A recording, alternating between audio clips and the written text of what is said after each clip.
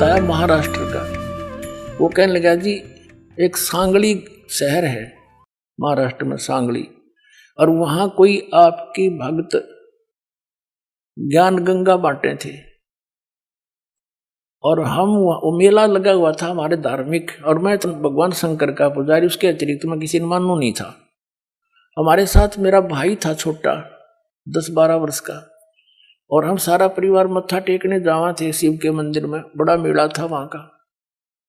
वह पुस्तक बेच रहा था तो उसमें लिखा हुआ था कौन ब्रह्मा का पिता है, कौन विष्णु की माँ, ये ऐसे ऐसे। वो छोटा भाई जाकर हमसे पिता नहीं कैसे पहले वो लेने चला था, मैंने मना कर दिया कि ना ये तो बकवास लेकर रखिए ना। जब तो वो मेरे साथ आ गया, फिर पता नहीं कब निकल कर गया, वो किताब खरीद लिया वहां से, बुक, और छुपा कर रख ली उसने। जब मैं गाड़ी से उतरने लगा तब देखा मैंने वो पुस्तक ले रहा हुआ हाथ में, उसे मैंने छीन ली और मेज पर उल्टी रख दी कि इसके दर्शन भी नहीं करूं। वह रखी रही 2 महीने तक।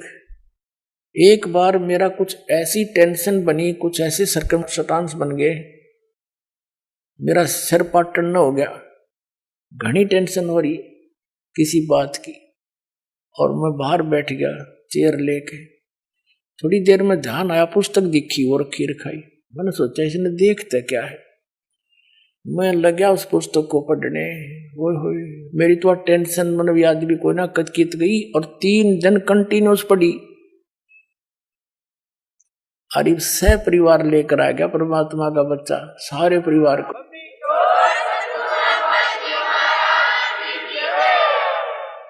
तो ये एक किस्म का परमाणु बन गया ये पुस्तक परमात्मा के ज्ञान की।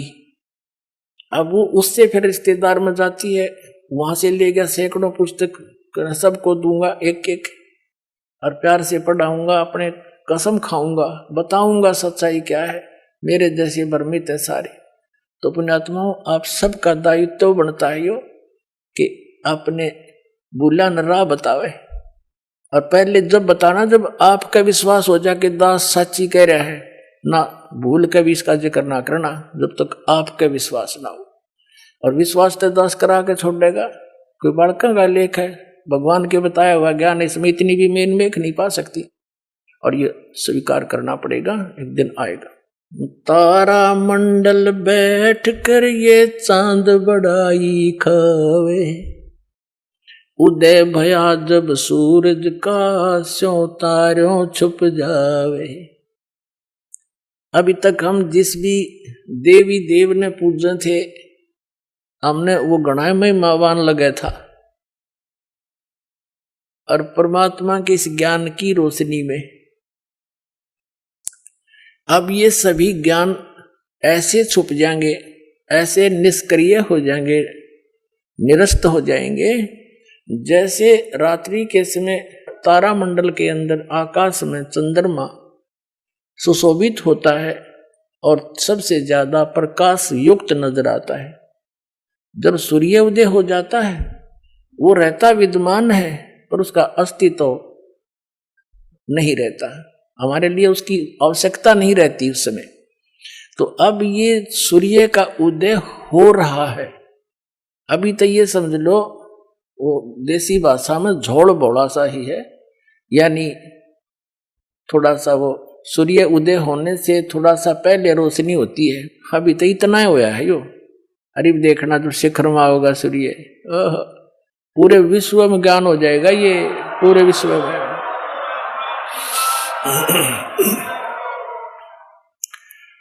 तो परमात्मा क्या बताना चाहते हैं कि आप यहाँ के वासी नहीं हो, आप सतलोक में रहा करते, वहां सारे सुख थे, और अपने पैर पे आपको आड़ा मार लिया। ये दास एक जूनियर इंजीनियर था, इसमें कंस्ट्रक्शन सिविल के अंदर हरियाणा में, इरिगेशन डिपार्टमेंट। तो वहां पर एक बहन अपने 2 बच्चों को लेकर मजदूरी करने आई, और वह लड़की मजदूरों की जैसी नहीं लगे थी।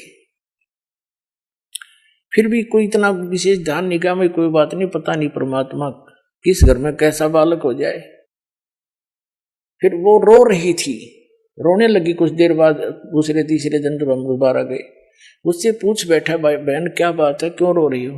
वहीं पर और कई मजदूर बैठे थे, बेलदार वगैरह, उनकी पत्नियां थी।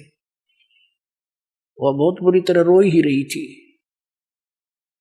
उसने थोड़ी सी देर बाद से फिर बताई साची कि मैं ऐसे ऐसे एक बहुत बड़े घर की बेटी थी, सेठ था है मेरा पिताजी, बहुत बड़ा पैसे वाला, और मुझे सारी सुविधा थी।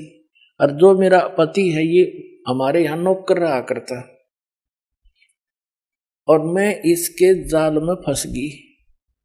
मैं इतनी प्रभावित होगी, मेरे माता पिता मेरे आगे रो भी दिए, उन्होंने मेरे पैर भी पकड़ दिए, बेटी कुछ भविष्य देख ले तू अपना, तू कहाँ जा रही है, रोटी टाइम पे मिले नहीं, क्या हाल होगा तेरा, लेकिन फिर हम तेरे को घर नहीं बढ़न देंगे, या तू पक्की सोच लिए। मैंने एक नहीं मानी, और इस मेरे पति की बातों में इतनी फंस गई, हम वहां से घर से भाग गई। अब ये जो मैं पैसा लेकर आई थी 1-2-4 लाख रुपए, वो खर्च कर दिए, सारा शराब पीता है। अब मैं मजदूरी करती हूँ और वो मेरे पैसों से शराब पीता है, और बोल लूँ तो मैंने रोज कूटे। अब कोई मेरा वाली वारस रहा नहीं कि तो मैं दुख रोज दूं जाके, मैंने अपने पैर पे आपको वाड़ा मार रखे।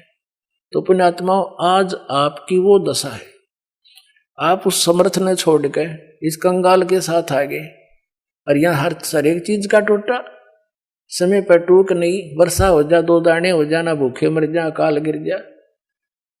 उस समर्थ को, उस स्थान को छोड़कर आप यहाँ भिखारी बन गए, और वहां सदा व्रत था, यहाँ टाइम पर टूक नहीं मिल रहा। 90% व्यक्ति दुखी है, यहाँ 90% हैंड टू माउथ है, और कम से कम विश्व के 20-30 बल्कि 40% आदमी मांस खा के गुजारा कर रहे, मछली कोई खाने नहीं, ये खाने की चीज है, नरे पाप कमाने। तो कहने का भाव ये है पुण्यात्माओं, हम गलत स्थान पाएंगे, या वह वस्तु है ही नहीं जो हमने, जिसकी हमें आवश्यकता है, अति आवश्यकता है। किस किस चीज की आवश्यकता है? तो मृत्यु नहीं होनी चाहिए। अगर हमारी मृत्यु ना हो, हम फिर भी से ढीठ हो रहे हैं, कोई दिक्कत नहीं, तो हाथ भी कट जाए, पाँव भी कट जाए, मृत्यु ना होनी चाहिए। अरिया भी कंपलसरी। दूसरा, बुढ़ापा नहीं होना चाहिए, कोई वृद्ध होना पसंद नहीं करता, सारे होंगे।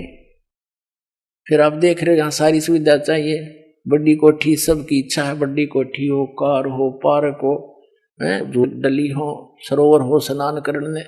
तो ये सुविधाएं आप यहाँ खोज रहे हो, जहां 7 जन्म भी 100 असंख्य जन्म नहीं पा सकती आपको।